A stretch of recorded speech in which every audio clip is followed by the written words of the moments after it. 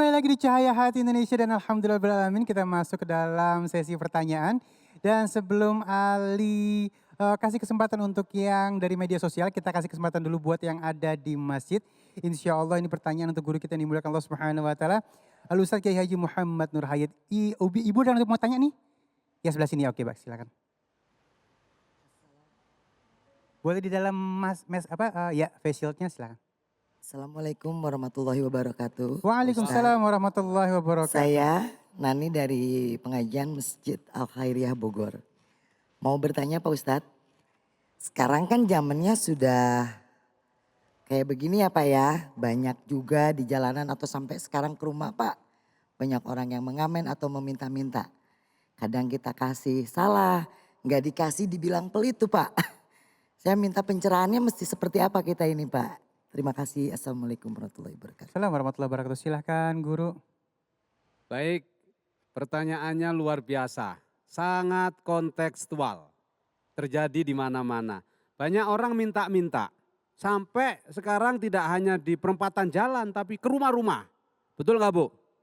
Saya kira pemirsa iNews dimanapun berada juga merasakan. Dia ngaku saya nggak bisa makan, kalau nggak dibeli gimana ini. Satu sisi kita juga ragu, apa benar atau orang-orang ini hanya memanfaatkan kesempatan. Cara menyikapinya adalah istafti kolbak. Tanya hati kita dulu. Mantepnya hati kita itu ngelihat dia, oh kayaknya dia butuh nih, kita kasih. Udah gitu aja, enggak usah panjang pikir. Mau ngasih 2.000 aja kok panjang pikir. Ya enggak? Tapi kalau hati kita, ini kayaknya ini satu jaringan yang memperdagangkan anak. Udah enggak usah. Sambil kita istighfar pada Allah. Bukan kita tidak mau memberi kepada mereka, tapi kita ingin membereskan agar tidak terjadi jual beli anak atau human trafficking. Nah kalau sudah begitu enak kita jawabnya. Tetapi Islam mengajarkan kalau memang kita berkelebihan sebaiknya enggak usah lihat siapapun. Siapapun yang datang kasih. Karena sejatinya dalam satu riwayat sufiyah, orang yang datang kepada kita itu adalah malaikat yang diutus oleh Allah dalam bentuk manusia agar kita bertambah kebaikannya. Tanpa kita harus keluar rumah memberikan sedekah, pahala kita dijemput melalui datangnya para pengemis itu. Jadi kasih aja. Kalau mampunya kita 1.000, nggak mampu 1.000 ya senyum. Yang penting kita kasih. Ya, namanya ngasih kan tidak hanya berupa materi. Maka menghadapi situasi seperti ini, pastikan hati kita dulu mantep. Yang kedua, kalau memang ada kasih saja, nggak usah banyak pikir biar kita tenang hatinya. Yang kedua, mereka semua ini adalah orang yang digerakkan oleh Allah. Jadi karena mereka adalah hamba Allah, bisa jadi itu ujian dari Allah kepada kita. Maka dalam tradisi sufi itu banyak sekali cerita-cerita mistis semacam ini. Ada orang kaya raya, kemudian diuji oleh Allah, pelit apa enggak ini? Akhirnya dikirimlah orang yang buta, orang yang compang-camping untuk minta sumbangan. Ketika dikasih, orang ini semakin kaya. Karena yang datang ternyata Nabiullah Khidir alaihissalam. Tapi sekali dia minta padahal hanya untuk makan, ditolak sama orang kaya ini. Karena mungkin dia ngelihatnya, apa ini orang nggak mau kerja. Ternyata yang datang adalah Nabi Khidir alaihissalam. Yang terjadi apa? Esoknya anaknya mati. Lusanya istrinya kena penyakit stroke misalnya. Besoknya lagi hartanya bangkrut. Apakah karena kebakaran atau dicuri orang. Karena apa? Karena dia tidak mensyukuri nikmat Allah. Padahal hanya harus mengeluarkan mungkin 1/sekian 0% dari yang Allah titipkan.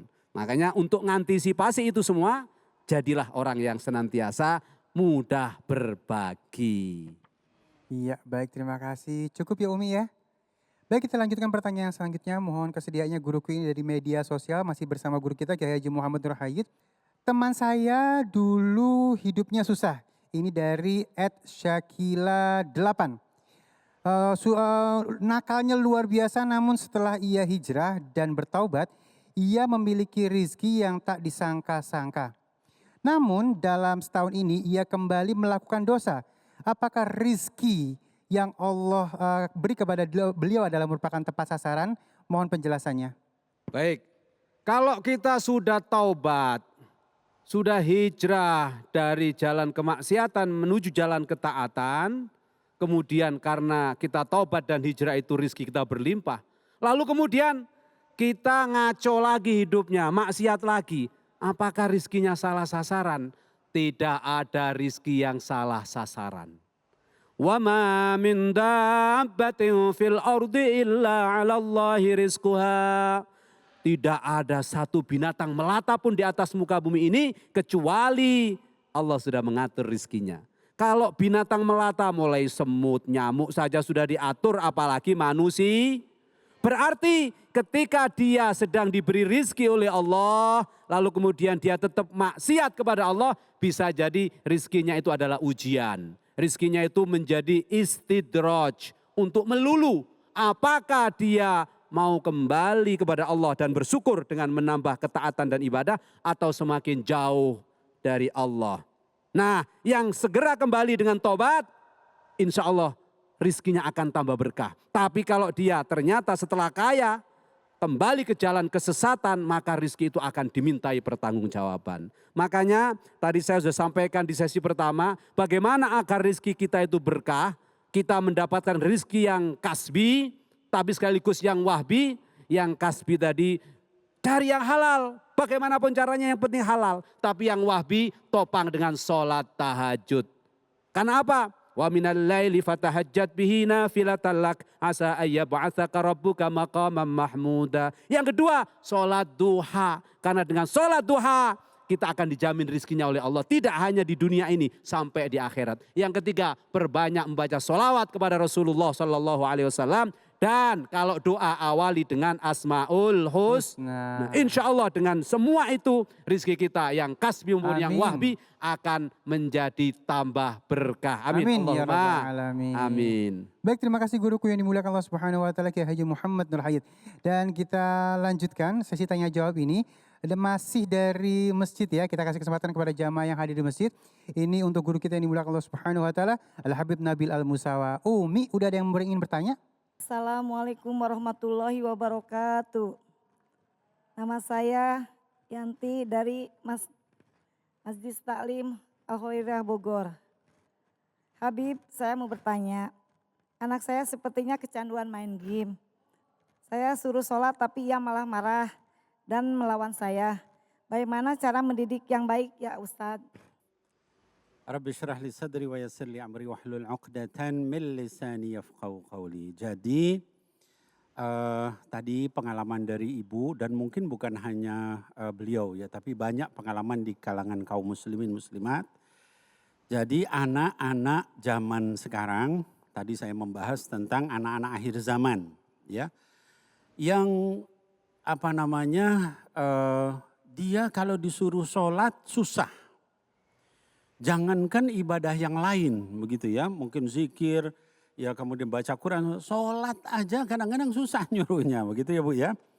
Nah bagaimana kita menghadapi anak yang seperti ini? Jadi Bapak Ibu sekalian di dalam Islam itu ketika kita mendidik anak itu hendaknya kita mengikuti contoh dari Sayyidina Muhammad Sallallahu Alaihi Wasallam. Kalau kita melihat di dalam Quran itu ada beberapa hal yang bisa melembutkan hati anak.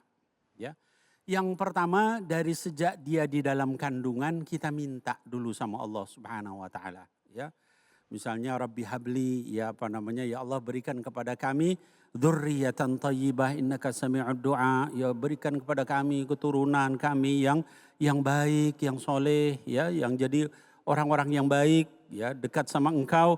Sesungguhnya Engkau maha mendengar doa. Ya. Ada lagi Sayyidina Zakaria alaihissalam, Rabbi inni wahanal admu minni washta'ala ra'su syaiba walam akum bidu'aika rabbi syaqiyya. Sayyidina Zakaria itu Bapak Ibu sekalian itu diberikan cobaan tidak punya anak sampai umurnya tua. Sehingga rambutnya udah putih, jenggotnya sudah putih. Tapi dia terus berdoa sama Allah. Ya Rabbi inni wahanal admu minni, ya Allah tulang-tulang saya ini sudah tidak sanggup lagi. Ya. Washta'ala ra'su syaiba, rambut saya sudah putih gitu ya. Walam akum bidu'aika rabbi syaqiyya, tapi saya enggak pernah putus asa berdoa kepada Engkau ya. Wa inni khiftul mawaliya min warai, saya takut gak punya anak keturunan, ya, dan seterusnya. Sama Allah dikasih anak umur segitu, Bu, ya. Yaitu Sayyidina Yahya alaihissalam, ya. Nah, jadi kita menghadapi anak itu Bapak Ibu sekalian jangan pernah putus asa. Nomor satu, selalu doakan, ya. Salah satu contoh misalnya guru mulia kami, ya, Sayyidul Habib Umar bin Muhammad bin Salim bin Hafidh, ya. Habib Umar bin Hafidh itu dulu ketika masih kecil ibunya menceritakan, dia kalau marah sama anak, dia punya 2 anak itu yang menonjol, ya. Satu adalah Habib Umar, kemudian yang kedua adalah Mufti Tarim, sudah meninggal sekarang. Itu kalau Habib Umar itu nakal dulu, dia bilang, kata ibunya katanya, dai. Marahnya tuh begitu, jadi doa gitu. Jadi dai kamu. Yang satu lagi ketika dia marah karena nakal, anak Arab itu terkenal nakalnya, gitu ya. Mufti katanya, jadi Mufti Tarim gitu ya. Jadi doa orang tua itu luar biasa, nggak ada tandingannya. Iya. Jadi ibu-ibu sekalian, pertama adalah dengan doa. Yang kedua adalah dengan kita memberikan teladan. Insya Allah dengan itu semua, maka insya Allah anak-anak kita menjadi anak soleh. Amin ya rabbal alamin. Dan baik, kita masuk ke dalam pertanyaan yang sudah masuk melalui media sosial. Ya Habibi, mohon izin Ali bacain. Saya juga pernah mendengar bahwa umat muslim hidup hanya sekitar 1.500 tahun saja bila dihitung. Tahun ini kalau misalnya kita hitung adalah 1443 Hijriah. Berarti tinggal 57 tahun lagi dan kiamat besar akan terjadi. Itu pertanyaan beliau ya Habib. Iya baik, bismillahirrahmanirrahim. Jadi saya ingin sampaikan bahwa pendapat umat Islam itu 1.500 tahun itu pendapat, bukan hadis, ya. Yang menyampaikan itu diantaranya seorang ulama besar yaitu Al-Imam As-Suyuti rahimahullah ta'ala anhu. Ya. Beliau dalam kitabnya, salah satunya kitab Al-Hawi, di dalam kitab yang lain Al-Kashaf itu menyampaikan umur umat Islam itu sekitar 1.500 tahun. Tapi kalau kita melihat tidak ada hadis-hadis Rasul SAW yang membatasi itu. Ada satu hadis sahih diriwayatkan oleh Imam Bukhari yang menjadi pijakan dari Imam Suyuti memfatwakan itu. Hadisnya bunyinya begini. Umat Yahudi itu diberikan oleh Allah Subhanahu wa taala kesempatan untuk beramal dari sejak pagi sampai zuhur. Lalu ditawarkan sama Allah, kamu mau bekerja sampai situ nanti aku kasih 1 qirat. Maka mereka menyepakati. Sudah sampai zuhur, kemudian ditanya lagi sama Allah, siapa yang mau bekerja dari zuhur sampai asar dengan pahala 1 qirat? Ya, maka umat Nasrani mengangkat tangan. Lalu kemudian sama Allah diberikan sampai asar, pahalanya 1 qirat. Lalu kemudian Allah bertanya lagi, siapa yang mau bekerja dari asar sampai maghrib? Maka umat Muhammad mengangkat tangan dengan pahala 2 qirat. Dari hadis itu kemudian ditafsirkan 1.500 tahun. Tapi sebetulnya itu lemah. Kenapa? Karena kalau seperti itu ada hadis yang menyatakan bahwa Nabi Isa aja 40 tahun sebelum kiamat. Berarti ini sekarang Dajjal harusnya udah turun. Jadi pendapat itu tidak bisa digunakan. Ya dibantah oleh Imam As-San'ani dan lain-lain. Wallahu a'lam bishawab. Terima kasih ya Habibi, ilmunya Masya Allah. Jangan kemana-mana. Karena sesaat lagi kita akan ngaji ceria bersama guru kita Ustadz Munawir Ngajir. Tetap bersama kami di Cahaya Hati Indonesia.